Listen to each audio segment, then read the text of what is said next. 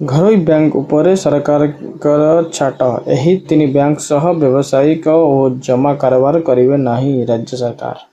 जानी रखु कौन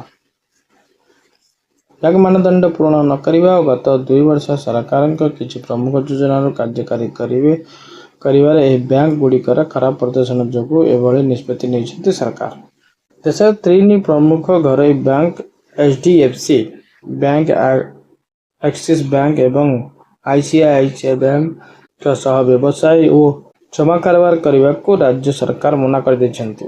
तत्काल प्रभाव यह लागू होईछि। अर्थ विभाग पक्षरु एने निर्देश जारी होईछि। बैंक मानदंड पूर्ण न करवा और गत 2 वर्ष सरकार किसी प्रमुख योजना को कार्यकारी करिवारे बैंक गुड़िकर खराब प्रदर्शन जो एभली निष्पत्ति नहीं सरकार।